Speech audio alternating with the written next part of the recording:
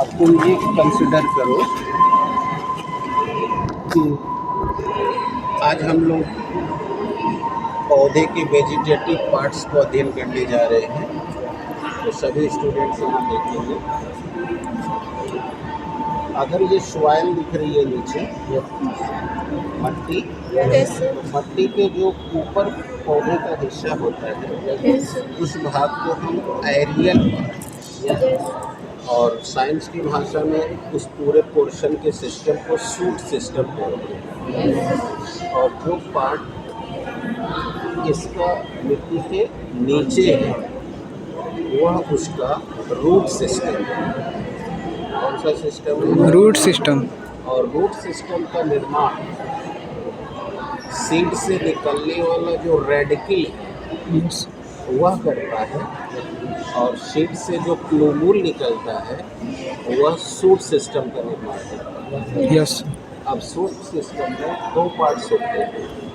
एक होता है स्टेम, जो आप देख रहे हैं नीचे वो मोटा स्टेम दिख रहा है, और उस स्टेम से देखो बड़े सारे ब्रांचेज निकल रहे हैं। यस।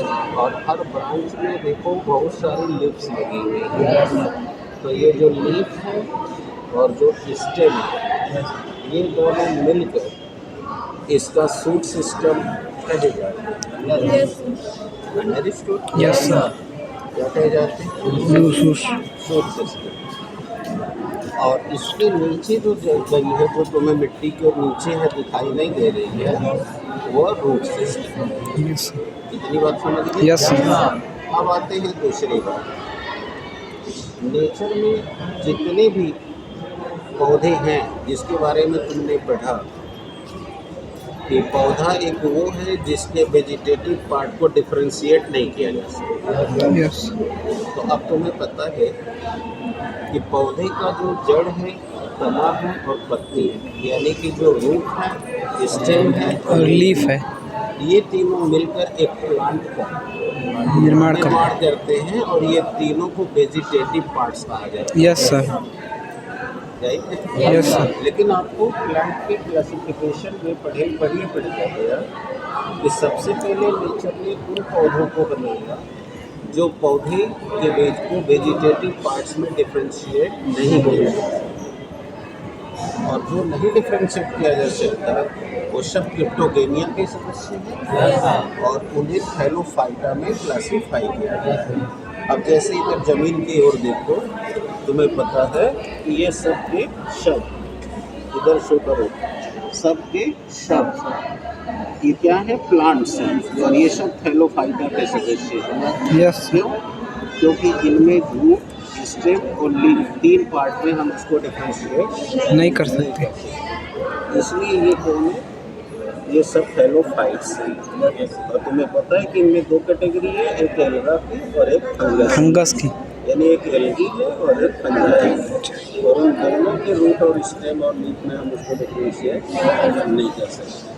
अब आते हैं बात करते हैं कि जो पौधा डिफरेंशिएट हो रहा है, अब उस डिफरेंशिएट में अगर उसको रूट, स्टेम और लीफ में डिफरेंशिएट कर पा रहे हैं, तो तुम्हें पता है कि ये सब के सब हेटेरोगेनिया के सदस्य हैं। Yes sir. Yes sir. और अब इसमें जो कि लोअर लेवल की बात हो गई है, इसलिए अब उसके ऊपर की बात कर लो। तो उसके ऊपर की बात करोगे तो तुम्हें पता है कि जो पौधा डिफरेंशिएट हो रहा है, उन पौधों को उनके आयु और उनके जीवन चक्र के आधार पर हम उन्हें तीन कैटेगरी में बांटते हैं। कहते हैं कि एक पौधा हाउस होता है, एक पौधा श्रब्स होता है, और एक पौधा ट्रीज होता है। तो देखो, हॉप्स की श्रेणी में वो पौधे आते हैं जिन पौधों में उनका जीवन काल मात्र 1 वर्ष का है। यानी जीवन काल क्या है? जन्म से लेकर मृत्यु तक का समय। जन्म से लेकर मृत्यु तक का समय। अब जैसे तुम्हारे यहाँ धान बोया गया, सब्जियाँ उगाई गई, अब धान बोया है, अभी तुम्हारे जून जुलाई में, यस सर। नवंबर दिसंबर में कट जाएगा। Yes sir. तो बताओ, इसका जन्म हुआ जून जुलाई में और दिसंबर में कट गया। Yes sir. यानी 1 साल के अंदर ही इसका जीवन चक्र खत्म हो गया। फिर गेहूँ बुआएगा अक्टूबर नवंबर में, अप्रैल में कट जाएगा। यानी ये भी 1 साल के अंदर। चरी है, सब्जी लगाओगे, भिंडी या करेला नेनुआ, एक सीजन फरेगा फिर खत्म होगा। यानी ये सब एनुअल प्लांट्स हैं। और ये पौधे के जितने भी तने होंगे सब हर्बेशियस होंगे। यानी उसके तने से हम कोई बिल्डिंग नहीं बना सकते। Yes sir. वो तने केवल कमज़ोर होते हैं। Yes sir. तो ये हर्ब्स की कैटेगरी में है। और ये पौधे औसतन 1 से 2 मीटर से ज़्यादा लंबे नहीं होते, परंतु तने इनके वीक होते हैं, दुर्बल होते हैं। अब दूसरा पौधा आता है श्रब्स।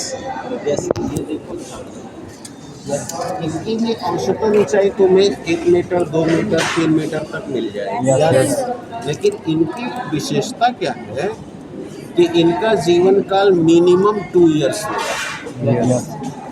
कम से कम ये 2 वर्ष रहेंगे और अधिक से अधिक ये 4 साल 10 साल 20 साल भी हो सकते हैं। इसलिए इन्हें हम पेरिनियल प्लांट्स कहते हैं, बहुवर्षीय पौधा। क्या कहते हैं? बहुवर्षीय पौधा। बहुवर्षीय पौधा। एक दो बार ऐसे रोटेट भी कर देना, सबको दिख में। ये बहुवर्षीय पौधा है। इस पौधे में तुम्हें दूसरी विशेषता क्या मिलेगी? कैसे जानोगे कि ये श्रब्स है? तो देखो, इनमें ब्रांचेज खूब निकलेंगे। दिखाई दे रहा नीचे? अब इधर दिखाते भी रहो, क्या दिखाया जा रहा है, तो घर जाओगे तो फिर कैसे पढ़ोगे? वहाँ फोकस करो। तुम इधर उधर घूमो, ऊपर से घूम के ले लो, कहीं से भी लेते हो। तो बेटा देखो, ये क्या है? अब इधर देखो, बड़ी सारी ब्रांचेज निकल रही हैं। Yes sir. इधर से आके देखो, अब इधर देखो, एक ही स्टेम में से ढेर सारी ब्रांचेज। Yes sir. और दूसरी क्या देख रहे हो कि जब ढेर सारी ब्रांचेज निकल रही हैं तो ये बूशी हो जाती है, यानी झाड़ी। यानी कि बाहर से देखोगे तो अंदर का पोर्शन दिखाई देगा। Yes sir. क्योंकि बूशी मॉडल इनका जो स्टेम है वह कठोर भी होगा अगर वो जेरोफिटिक कंडीशन में है। ये बात समझ में आ रही है? Yes sir. तो ये जितनी ब्रांचेस देख रहे हो, अगर यही थोड़ा जेरोफिटिक कंडीशन में जहाँ पानी की कमी हो जाए तो वहाँ देखना उसमें कांटे निकले। Yes sir. बड़ी कटीली झाड़ी है। और लिप्स देखोगे तो लिप्स छोटी छोटी होती है। जैसे वृक्षों में बड़ी बड़ी चौड़ी लिप्स होती है, ये सब साधारण तुम कर सकते हो इधर से इधर तक। और ये सब श्रब्स। Yes sir. देखो, काफी घनी है। Yes sir. छोटी है। Yes sir. खूब छोटी छोटी पत्तियां हैं। Yes sir. ब्रांच में है। यस। और बूशी है। तो ऐसे को बोलते हैं श्रब्स। अब चलो ट्रीज को देखो। अब ये देखो ट्रीज, ये सब ट्रीज हैं। Yes sir. अब इनकी औसतन ऊंचाई देख लो तो कम से कम 6 मीटर 7 मीटर। Yes sir. और कुछ वृक्ष तो बहुत ही बड़े होते हैं। Yes sir. क्योंकि ये सब के सब पेरिनियल होते हैं, यानी बहुवर्षीय। और इनकी जो रूट और स्टेम और लीफ है ये सब वेल डेवलप्ड होते हैं। और क्या देखोगे कि इनमें इनका स्टेम 2D है। 2D समझते हैं? 2D का मतलब इनके तने इतने मोटे हो जाएंगे कि इनको हम चीर कर इनसे इमारत की लकड़ियाँ, यस सर। कुर्सी टेबल बेंच ये सब बनता है। Yes sir. तो ऐसे तने को उड़ी कहते हैं। और तुमसे तो उस पौधे के तने पर तुमको छाल दिखाई दे रही है। Yes sir. क्योंकि उनमें सेकेंडरी ग्रोथ हो रही है। Yes sir. और द्वितीयक वृद्धि के कारण ही तना मोटा होता है। यस। और जैसे जैसे सेल मरती जाती है वो देखो छाल होती जाती है। यदि इन सब में देखो कहीं कारक नहीं दिखता। तो अभी आज के इस पॉइंट में आपने श्रब्स, हर्ब्स और ट्रीज के बारे में जाना। Yes sir. अब कल हम लोग फिर यहाँ जुटेंगे तो रूट को स्टडी करेंगे, लीफ को स्टडी करेंगे और स्टेम को। Yes sir. ठीक।